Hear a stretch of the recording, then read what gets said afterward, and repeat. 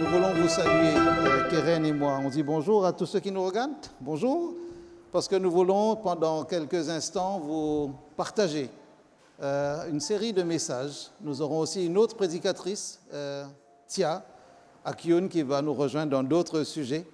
Et avec toutes les deux, nous allons traiter tous les sujets qui ont été prévus pour la semaine de prière de la jeunesse mondiale.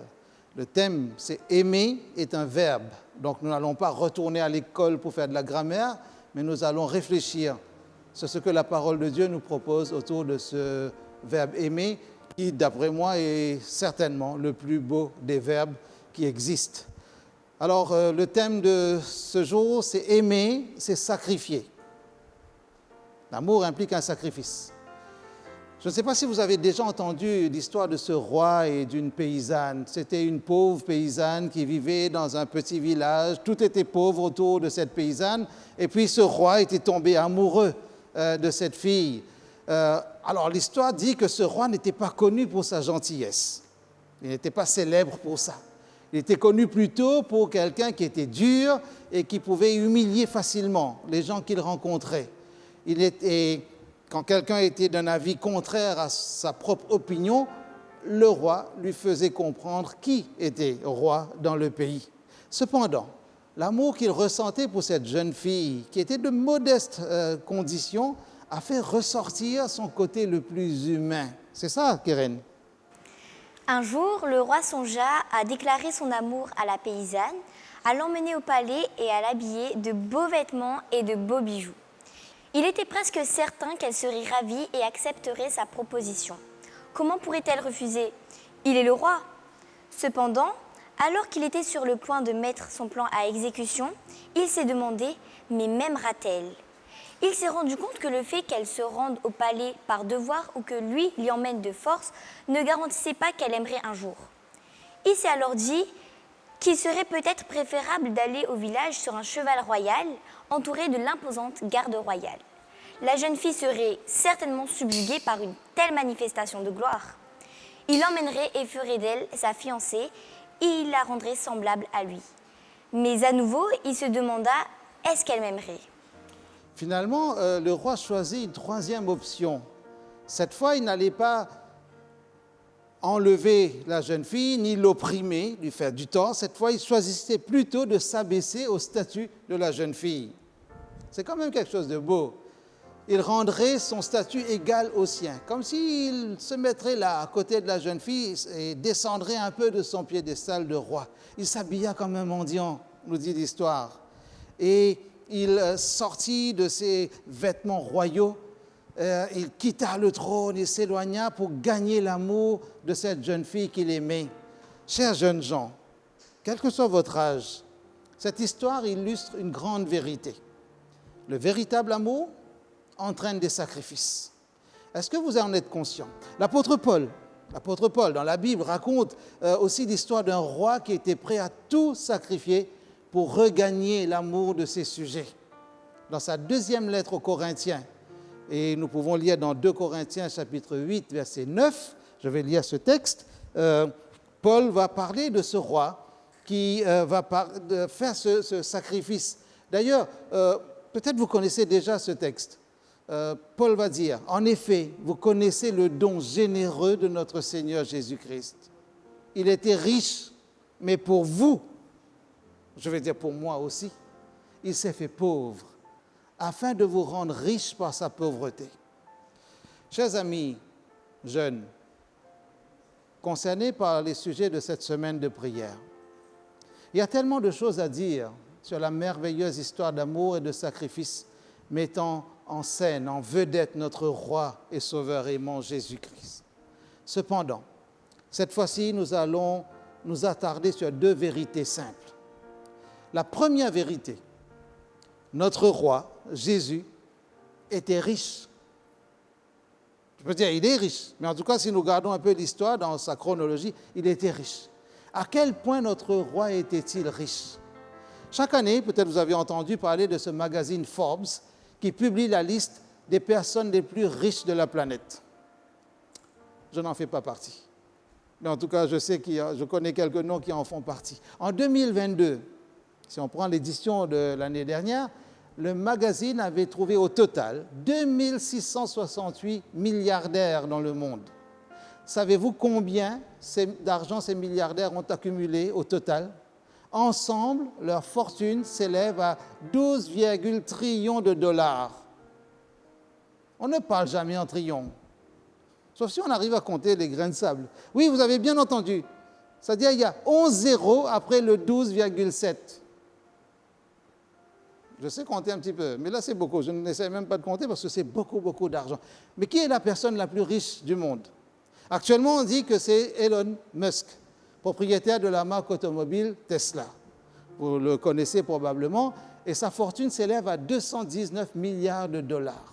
En plus d'être le fondateur et le PDG de Tesla, Musk est le créateur de SpaceX, l'entreprise aérospatiale qui a ouvert la porte aux voyages commerciaux dans l'espace. Donc, si vous avez assez d'argent, vous pouvez déjà acheter votre billet pour les prochains voyages dans l'espace. Et il est aussi cofondateur de PayPal, ça vous connaissez probablement, et ce que vous connaissez encore mieux, le nouvel actionnaire majoritaire de Twitter. Réseaux sociaux, peut-être vous venez juste de tweeter quelque chose, n'est-ce pas? Figurant également sur la liste des personnes les plus riches du monde, il y a Jeff Bezos, le fondateur d'Amazon, dont la fortune s'élève à 171 milliards de dollars. Et d'autres encore, et on pourrait mentionner Bill Gates, fondateur de Microsoft, dont la fortune s'élève à 129 milliards de dollars. Beaucoup d'argent, Keren, n'est-ce pas? Oui. Cependant, bien que les personnes mentionnées possèdent des milliards de dollars dans leur patrimoine, leurs richesses sont insignifiantes par rapport à celles que notre roi et Seigneur Jésus-Christ possède pour nous depuis le début de l'éternité. Chers jeunes, Jésus, le roi céleste, est riche en puissance et en gloire. Remarquez ce que Paul dit dans Colossiens 1, verset 16, en s'adressant aux saints de Colosse. Car en lui ont été créées toutes les choses qui sont dans les cieux et sur la terre, les visibles et les invisibles, trône, dignité, domination, autorité. Tout a été créé par lui et pour lui. Notre roi est le créateur de toutes choses. Il a créé l'univers et toutes les galaxies. Il a créé le soleil, la lune et des millions d'étoiles. Il a créé la mer et toutes ses variétés de poissons. Toutes les choses que nous voyons témoignent de la puissance et de la gloire de Dieu, notre roi. C'est pourquoi les êtres célestes ne se lassent pas de dire « L'agneau qui a été immolé est digne de recevoir la puissance, la richesse, la sagesse, la force, l'honneur, la gloire et la louange. » Extraordinaire, extraordinaire, ce que Keren vient de dire. Chers jeunes, notez, retenez l'idée essentielle que Jésus, le roi céleste, était et sera toujours riche en puissance, en majesté, en autorité et en gloire. Ces richesses sont innombrables, parce que s'il règne sur des milliards de galaxies, imaginez sa richesse.